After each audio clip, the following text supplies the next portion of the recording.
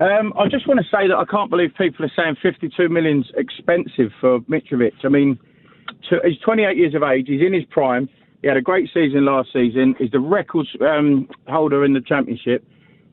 How is 52 million? He's worth probably 80 million to us. Well, by people saying that it's too expensive, you're talking about his agent who says that they need to lower the price.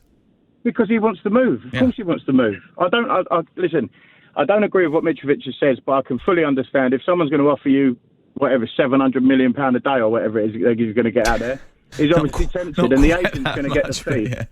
I think the agent's going to get the fee, but I mean the Khans are absolutely spot on with their valuation. That's what he's worth to us. Maybe probably a little bit more. Exactly the same with João Palhinha. He's got 4 years left on his contract. If someone's willing to give us 95 million, 100 million, that's what he's worth. Declan Rice, he had a better season than Declan Rice last season, and that was his first year in the Prem on stats. So how people can say that the Khans are valuing our players too high, it's ridiculous. That is what he's worth to Fulham Football Club right now. I think what's interesting here is that it seems that wages are not an issue to the clubs in Saudi, but when it comes to paying transfer fees, it's a little bit different. You look at the Jordan Henderson situation, they try to get him on a free transfer. The fee that I was being quoted yesterday for Sam Maximan to go over to Saudi seemed a bit low, to be brutally honest. Million.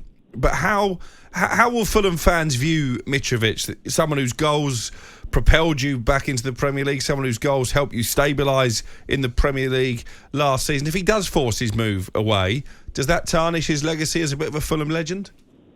Do you know what? When I saw the headlines last night, I had a really busy day yesterday, so I didn't look at my phone or anything, and I got home and saw the headlines on Sky. First thing, I was angry, but when you wake up in the morning, you think what he's actually done for us, and if he's being offered this money, I know I'd love to see him carry on and we can watch him every week. I'm not going to watch the league in Saudi, so whatever happens to him, well done. But I don't think it's him that's saying this. I really do think it's the agent again, and it always comes down to the agent. But yeah, good luck to him. He's been a hero for us, and there's a lot of us that have already got him on our shirts, you know. But Dan, thank you very much. Appreciate your call. 03717 722 344. I wonder whether or not Fulham might end up being quite happy if they get a decent price for him, bearing in mind he scored 11 goals in his first 15 games last season, but only 4 in his last 15 matches. And traditionally, he's not someone who scores a lot of goals in the Premier League and doesn't always keep himself in tip-top shape. Jim is a Fulham fan. Hello. Hello. What do you want to say, mate? Well, I've lost a lot of respect for Mitrovic, you know. I can understand if you've been offered that money, but have some balls. If you want to go, say I want to go. Don't do it. I think he's made it pretty clear, hasn't he, that he wants to go? No, he hasn't. Where have you... How many times you heard him say it? Well, we've heard last night reports of his relatives being told he's never going to play again. Not his relatives, not him. That's how it works, Jim. That's how it works. Don't be naive. Oh, well, hang on. I mean, why not say it himself if he wants to go? And this thing of the valuation, it's down to the club how much he's worth. If the Saudis don't want to pay it, don't pay it. Goodbye. That's the price. If you don't want to pay it, goodbye. Simple as that. The same with Palhinha. If you don't want to pay 90 million from Palhinha, don't put a bid in for him. You know, this is where it comes down. And he's got a bit of a short memory, Mitrovic. Last year, he cost us probably a game at Wembley. You know, missed 8 games. That was because of the sending off at Old Trafford in the quarter-final of the FA Cup. Yeah, that probably cost us the semi-final. I'm not saying we'd have got a game at Wembley. He refused to play 3 games before the World Cup because he wanted to be fit to play for Serbia in the World Cup. So that's 11 games he missed. When he came on at Southampton, there was 3,000 Fulham fans there, and they adored him. The reception he got at Southampton was unbelievable for somebody who's missed the third of the season. No one gave him any stick. I love Mitrovic. But, you know, if he wants to go, come out publicly and say it. Don't do it through your agent. Say, I want to go. I'm never going to... You know, this quote, I've never want to play for the club again. It's a smack in the face to the fans. I understand this thing about making the money, but he was quite happy. He's on a 3-year deal.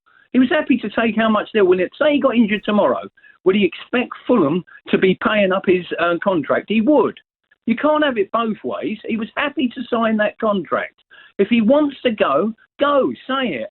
But the way he's doing this, I think it's underhand. And if the Saudis don't want to pay the money, as you just came out with, They're putting in small bids and offering these players large amounts of money. Why not drop his wages, put that on the transfer? They can make up the 52 million then. It works both ways then. He gets a bit of less money and Fulham get the full price. Why not do it that way? Couldn't agree more, Jim. And there'll be a lot of fans up and down the country, I think, this summer who are going to be feeling in a similar situation, because Mitrovic is not going to be the last player from the Premier League tempted to Saudi Arabia. And I think he's right. I think it is a little bit underhand that all these massive financial offers are being made to players before they've even agreed a transfer fee with the clubs. We know that those conversations go on in modern deals. The days of clubs being done for tapping players up are long gone, but this all does feel a little bit unpalatable for the match-going fan. Can't work out how he can be offered a 3-year deal when he's contracted to us. Surely that's illegal.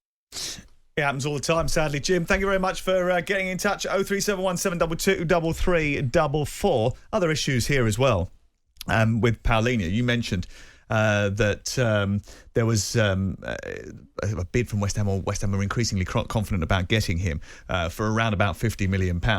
I think Jim echoed what I said earlier in the week, was this guy's worth a lot more than that, because he's absolutely terrific. He's a ball-winning midfield player. He's got experience in the Champions League, etc., etc. Mark in Camberley says Fulham's price valuations for their players are unrealistic. Paulinho being valued at 70 million is also crazy.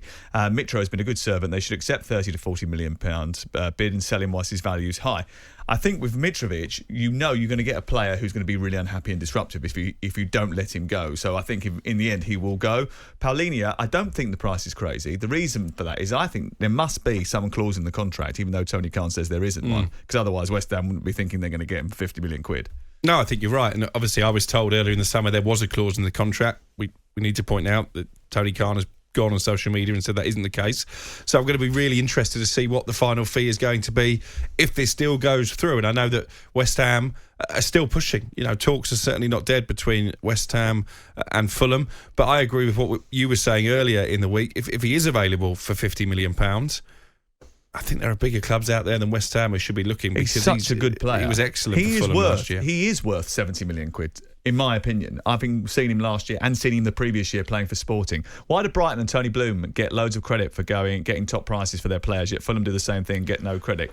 Prices up to Fulham, end of story. Ian in Liverpool. That's a really interesting point, because I was on the Transfer Insiders a couple of nights ago with Addy and Rory, and they were suggesting to me that Brighton are being a bit unfair with their valuation of Caicedo, and there's a lot of journalists actually closely associated with Chelsea who've been tweeting similar. Now, I'm not one of these journalists who really passes opinion on the asking price, because if Brighton have a player who signed a new contract without a release clause as recently as January, and they think he's worth £100 million, then good luck to them. It's market value. Yeah. It's what someone will pay. Yeah. And if you put your house up for sale for 400 grand and someone wanted to pay you 250, you've got a big house, they can't get the hump when you don't take the 250. So I'm all for clubs driving up prices, and if Fulham think that Mitrovic is worth £52 million to them, then that's the asking price. And as Jim was saying, if you don't want to pay it, move on. Paulinho is also only 28, says one texter. If you don't sell now, you won't get the money offered again. Football clubs need to understand that they're not shopping on Vinted. They are dealing in high-end commodities that cost a lot of money, which will make them a lot of money if they're happy and perform to their potential. Great show, says Carlos in Swansea. Thank you very much for getting in touch. 81089 on the text. You can get in touch if you like via the phone as well. 03717 22 33 44.